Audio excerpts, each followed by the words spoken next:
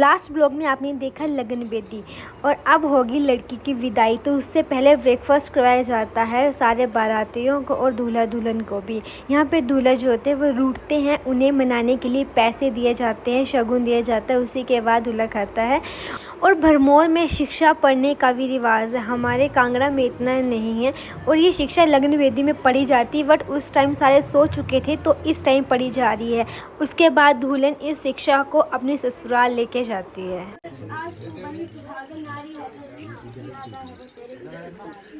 भरा हुआ है मिलन कमल के इन तारों में और घर बदले रिश्ते बदले बदलेगी दुनिया तेरी और कुछ न कहूँगी शिक्षा हुई खत्म मेरी। धन्यवाद।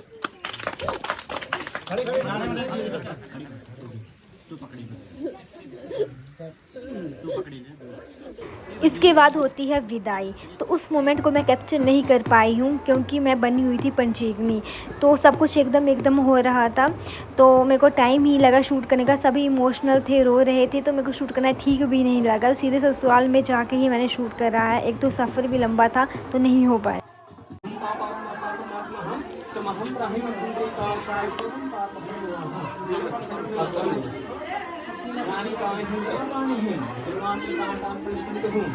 जैसे मैंने आपको लास्ट ब्लॉग में बताया था कि दुल्हन के घर में 4 फेरे लिए जाते हैं और बचे हुए 3 फेरे दूल्हे के घर में लिए जाते हैं। तो ये वही 3 फेरे लिए जा रहे थे।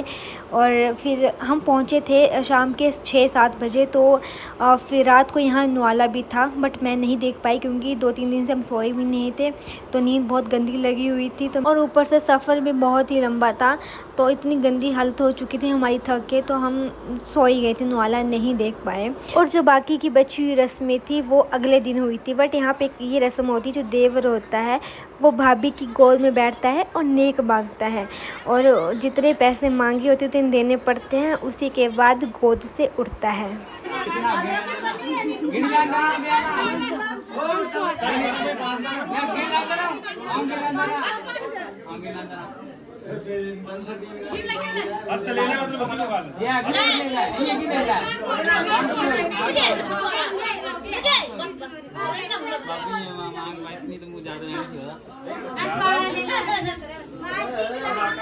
अब बारी आती है अगले दिन की। तो जब भी नई नवेली दुल्हन ससुराल में आती है तो सबसे पहले नलके की पूजा करी जाती है और बोला जाता है कि कभी भी मतलब पानी आना बंद ना हो, खुला पानी चले। तो यहाँ पे नलके की पूजा करी गई, सुहागी चढ़ाई जाती है और एक लोटा पानी का भर के किचन में रखा जाता है। उस लोटे को जो दूल्हा होता है वो उतारते हैं और बाकी लेडीज़ यहाँ पे गाना भी गाती हैं।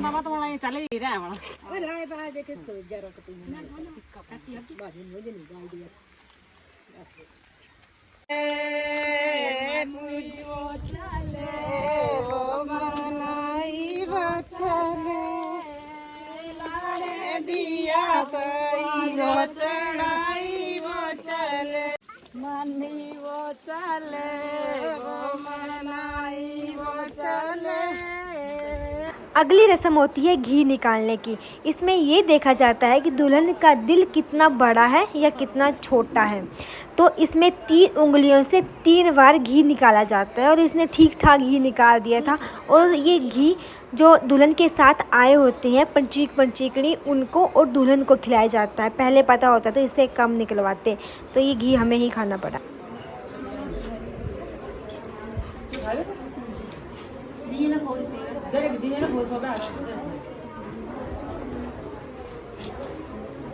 अगली रस्म होती है गुणे बांटने की। तो यहाँ पे सास ससुर, बड़े बुज़ुर्ग और रिलेटिव सभी आते हैं, दुल्हन को पैसे देते हैं, गुणे लेते हैं, दुल्हन उनके पांव छू के आशीर्वाद भी लेती है। और सबसे बड़ी बात, यहाँ पे मुंह दिखाई भी हो जाती है।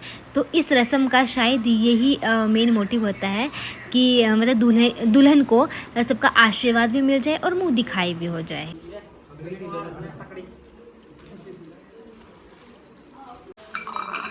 इसे धत तक पंदी कटोरी मत पा थोड़ी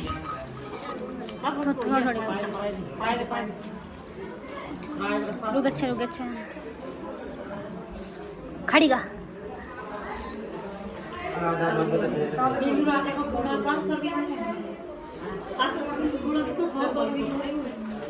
इसके बाद की रस्म होती है बगा बांटने की। बगा मीन्स दुल्हन के घर से एक ट्रंक भर के आता है जिसमें सास ससुर हो गए, नाना नानी हो गए, मामा मामी मासियों को एक कपड़े होते हैं तो उन्हें वो दिए जाते हैं और आशीर्वाद लिया जाता है।